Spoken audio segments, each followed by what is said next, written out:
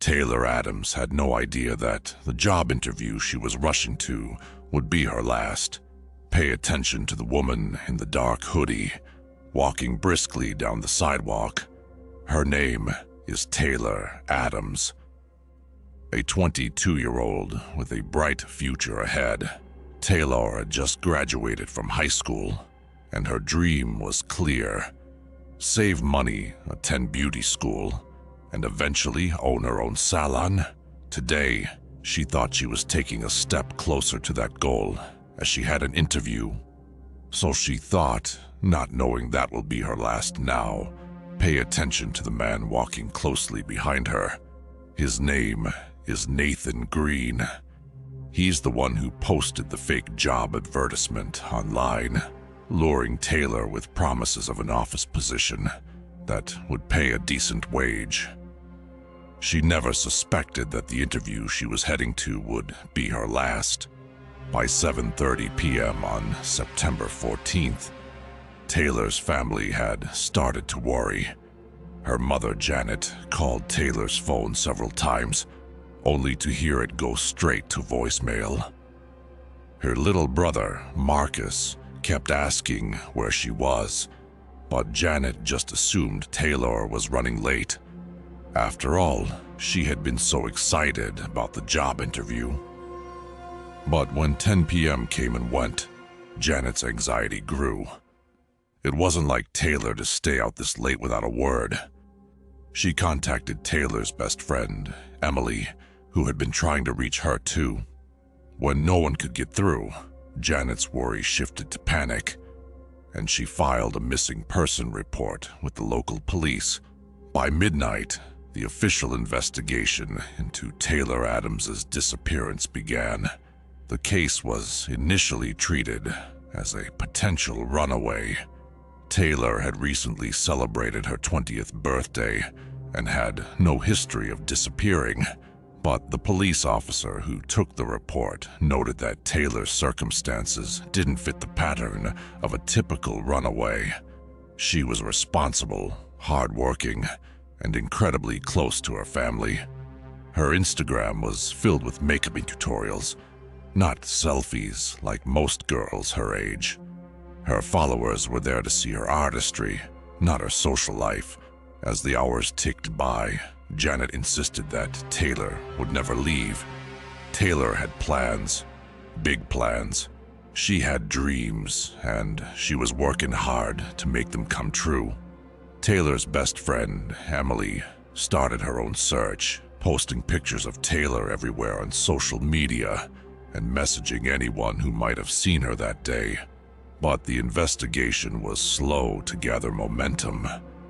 Police dismissed the possibility of foul play, believing that Taylor had simply decided to go off on her own. That's when Emily made a discovery. One crucial clue that would change everything. In an effort to find something, anything that could point to Taylor's whereabouts, Emily dug through Taylor's email and social media accounts. There, she found the correspondence between Taylor and a man who had identified himself as Nathan Greene. He had been the one who interviewed Taylor over the phone and had arranged for the in-person meeting. The job was supposed to be for a personal assistant and social media coordinator at a company called Elevate Enterprises. But Emily's stomach twisted as she uncovered a horrifying fact. The company didn't exist. Emily's discovery sent a ripple of dread through the investigation. The email exchanges between Nathan and Taylor were professional at first glance. He seemed legitimate, polite even, and he was eager to meet her. But there were no details on the company itself. No office records, no employees, no proof of anything real. He had sent Taylor the address for the interview, a business center in an unfamiliar part of town, a place with the reputation for being home to temporary office spaces. Taylor had never asked any questions. She trusted him. When Emily handed over all the information she had found, the police began to trace the digital trail. They found that the company website for Elevate Enterprises was a fake. It had only been created a few months earlier, and everything about it seemed too perfect. It wasn't a real company. It was a lie. Detectives soon discovered that Nathan Greene, the man who had portrayed himself as the head of Elevate Enterprises, didn't exist in any database either. He wasn't registered anywhere in the business world, and no one could find any record of him. A closer look at his email revealed that the address he'd been using was connected to a prepaid burner phone. Investigators worked quickly to trace it back to a public library in a neighboring city, and there they uncovered something chilling. Surveillance footage from the library showed a man fitting Nathan's description sitting at a computer. He was using the library's internet to send out fake job applications, but he wasn't a typical tech-savvy criminal. He was just another face in a crowd. He was completely unremarkable, except for one disturbing thing. He had been in the area for months, sending similar job offers to other women, all of them eager to find work. But it was Taylor who fell for his trap. On the day of her disappearance, Taylor had followed Nathan's instructions. She had taken the bus to a remote gas station where Nathan was supposed to pick her up and drive her to the so-called interview. Surveillance footage from the gas station showed Nathan's car pulling in at 2:47 p.m. It was a black sedan. He waited in his car until Taylor arrived. The two were seen walking together across the parking lot, and then, suddenly, the footage cut out. That was the last time anyone saw Taylor alive. Her phone was turned off or disabled just minutes after they were seen together. Investigators later found that the last signal from her phone came at 3:15 p.m., a gap of only 28 minutes. But it was all it took. In that short window of time, Taylor vanished, and her phone signal disappeared forever. While the authority took their time processing the paperwork and analyzing the evidence, Emily's search for her best friend became frantic. She started calling every number in Taylor's phone, every contact she could think of, but nothing turned up. The days that followed were filled with an unbearable sense of dread as Taylor's family waited, hoping that she would walk through the door any minute. But it was clear that something much darker was at play. The investigation into the disappearance of Taylor Adams quickly moved from a missing persons case to a full-blown criminal investigation. But when the truth began to surface, it became clear that Taylor wasn't the only victim of Nathan Greene's scheme. Detectives uncovered a string of similar fake job postings, stretching from Chicago to neighboring cities. Nathan had used the same method to lure young women with promises of lucrative office jobs, only to abduct them once they followed his directions. Taylor, it seemed, was just one in a long line of victims. But she had been the first to fall for it. As the investigation unraveled, it became clear that the man who had lured Taylor to her doom wasn't just a lone predator. He was working for someone else, someone with power, influence, and a dangerous agenda. Someone who had used Taylor's desperation to advance their own criminal enterprise. Taylor had been a pawn in a much larger scheme, and her story, hopeful young woman trying to better her life, was tragically cut short. What began as a seemingly innocent job interview became a nightmare that no one could have predicted. The police were about to uncover the truth, but the final answer to what had happened to Taylor would be a chilling revelation that no one saw coming.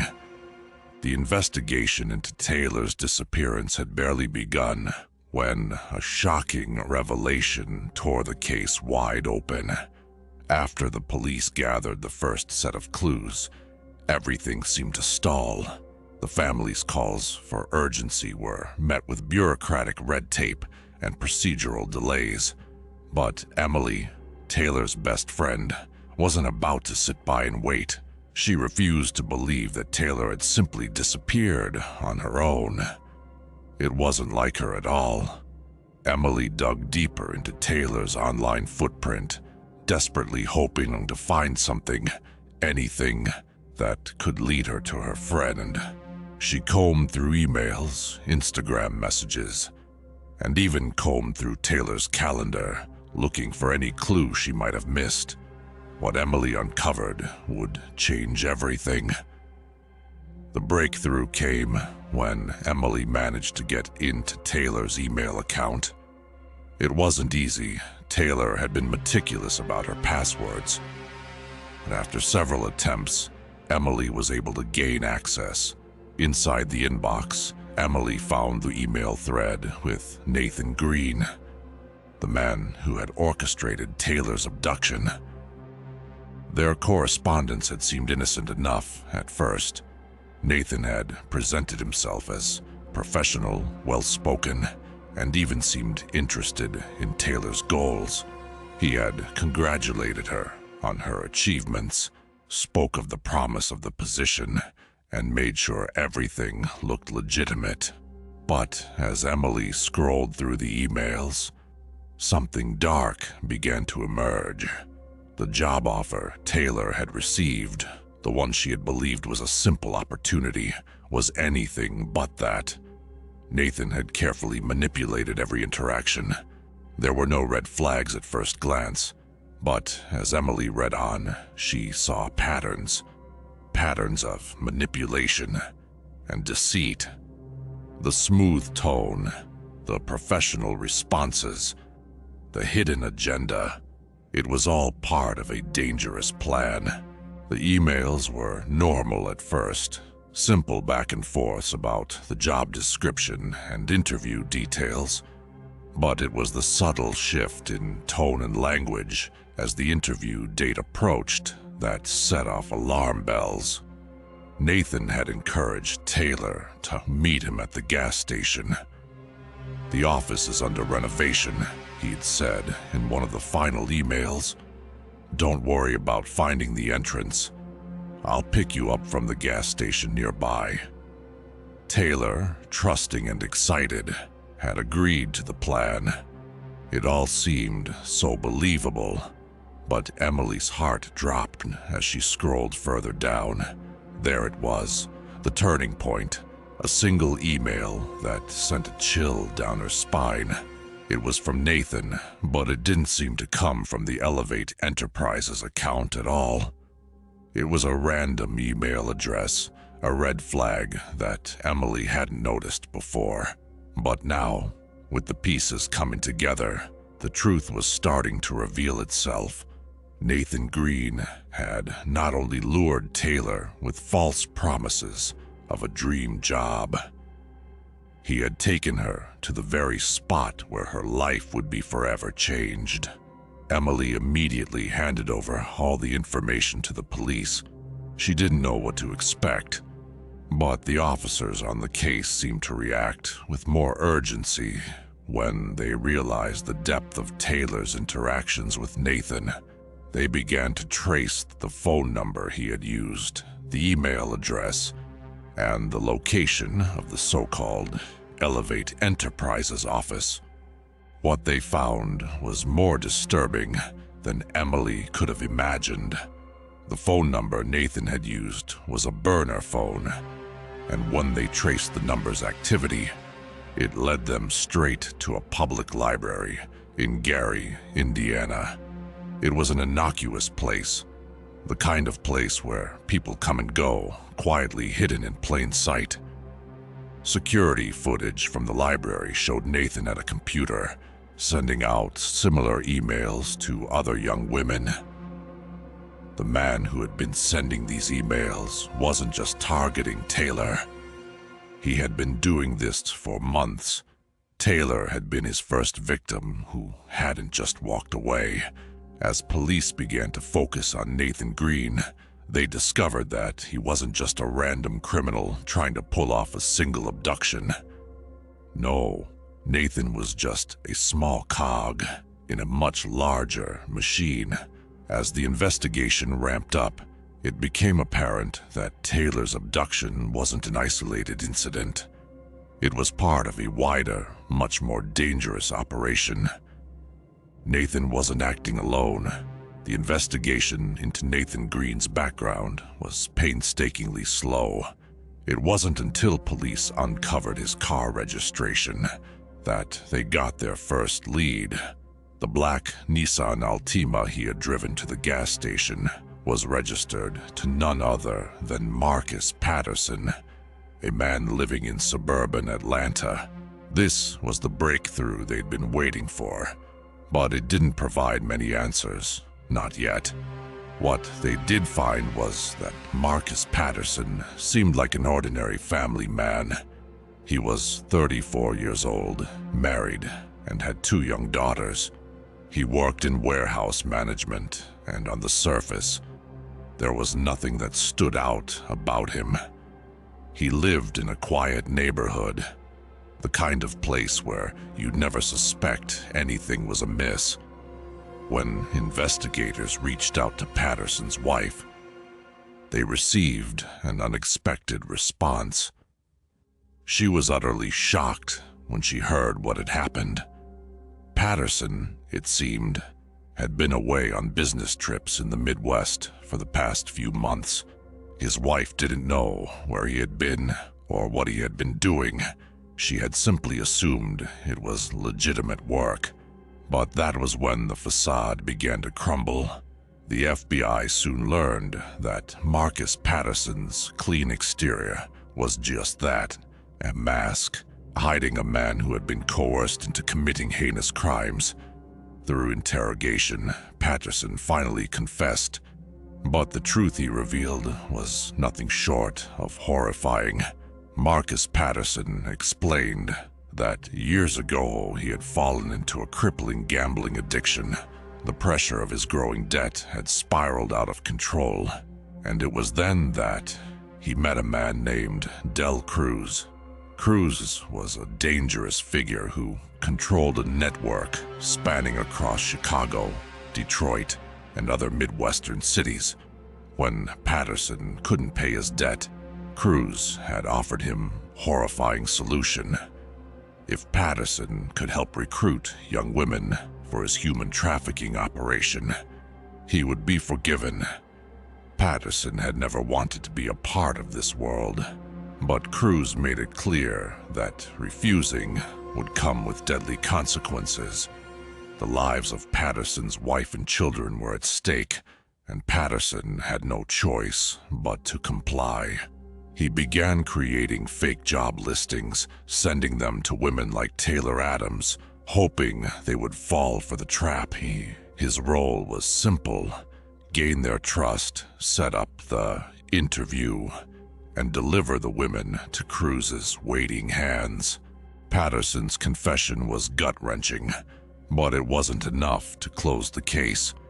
In an attempt to redeem himself, he provided law enforcement with one key piece of information: the location of Cruz's trafficking hub, an abandoned steel mill in Gary, Indiana. This was the lead the authorities needed. In late November, a task force of FBI agents and local police raided the mill. Inside, they found a chilling reality. 7 young women, all between the ages of 18 and 23, were being held captive. They had been lured there with the same promises Taylor had fallen for. It was a major victory for law enforcement, but there was a bitter twist. Despite rescuing these women and dismantling the trafficking ring, Taylor Adams was not among them. The discovery was a blow to her family. A gut-wrenching realization that their worst fears had been confirmed.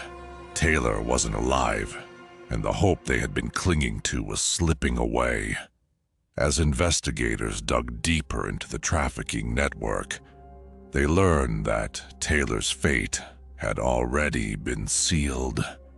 According to one of Cruce's senior associates, who finally broke under interrogation, things had gone horribly wrong on the day of Taylor's abduction.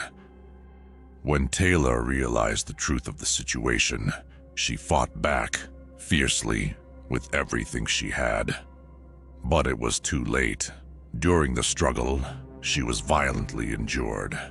Patterson, who hadn't intended for things to turn violent, called Truce for instructions. Truce, cold and calculating, didn't hesitate. He sent another member of his crew to take care of the problem. Taylor Adams was killed on that very day, minutes after she had been abducted. The brutal murder occurred in or near the gas station parking lot where she had been last seen. The confession sent shockwaves through the investigation, and the search for Taylor's body intensified. After several weeks of searching, authorities finally located her remains in a wooded area just off the state line between Michigan and Indiana.